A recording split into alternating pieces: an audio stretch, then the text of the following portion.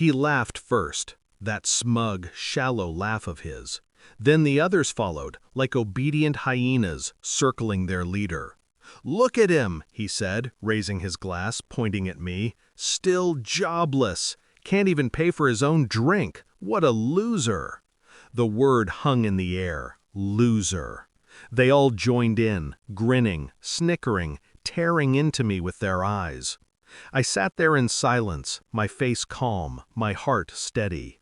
I let them think they had broken me, but inside I was already sharpening the blade. Once we had been close. He was my childhood friend, the kind you trusted with secrets, with dreams, with everything.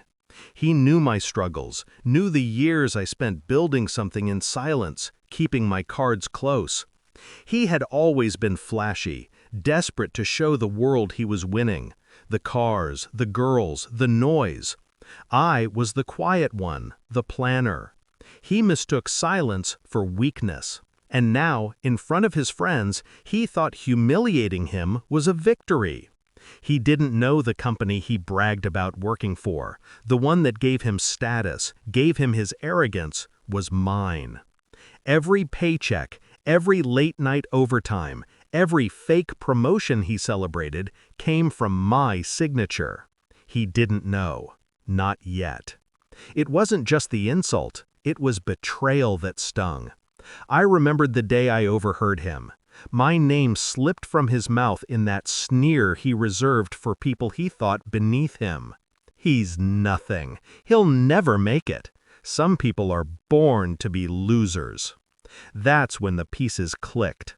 The fake smiles, the way he used me for information, the way he paraded his so-called victories while mocking my silence. And then came the final blow. The night at the bar, in front of everyone, calling me out like I was trash under his shoe. But I didn't snap. No. I don't give people the satisfaction of seeing me bleed. I plan. I wait. I strike when the timing is perfect. That night, I went home and poured myself a drink. Not out of sorrow, out of anticipation. I opened my laptop, pulled up the HR files, and smiled. There it was, his name, his friends' names, their entire employment histories under my control. They thought I was jobless. They thought I was beneath them.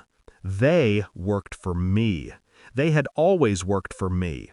And soon, they'd understand what real power looked like. I didn't fire them immediately. That would have been mercy. Too quick, too clean. No, I let the rope tighten around their necks first. I assigned them impossible projects. I approved transfers that cut their benefits, their hours, their comfort.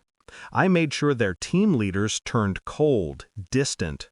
I watched through reports as their complaints piled up. Frustration gnawed at them, and their confidence cracked. Still, they laughed at me outside of work. Still, they thought they were untouchable. I waited. When the quarterly meeting approached, I arranged it personally. Big room, big audience, department heads, staff, employees lined up in neat rows. And him, sitting there, cocky, with his little entourage, clueless of what was about to happen. The day came. I walked into the room dressed sharp, silent as ever.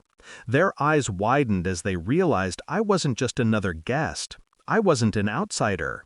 I was the one standing at the head of the table, the one everyone called Sir. I caught his eyes first. Confusion, then panic, then disbelief. I let the silence stretch. Then, calmly, I spoke. Today, some positions will be terminated. The air tightened. I read out names, his friends, each one like a hammer striking stone. Whispers spread like wildfire. He stood up, red-faced, stammering. "Wait, what the hell is going on? You can't—" I cut him off with a raised hand. I can. I own this company. The words landed like bullets. His face drained of color. His friends looked at him as if he'd led them into a trap, which, in truth, he had. I stepped closer, my voice calm, precise. You called me a loser, in front of them, in front of everyone. But tell me, who's the loser now? The one who mocks from the bottom, or the one who decides whether you get to eat tomorrow? Silence. No one laughed this time. He tried to recover, begging, offering excuses, saying it was just a joke. His voice cracked, his arrogance crumbled. But I didn't flinch. Security escorted him out. His friends followed, eyes down, shoulders heavy with shame. The same people who had laughed at me now avoided looking at me at all.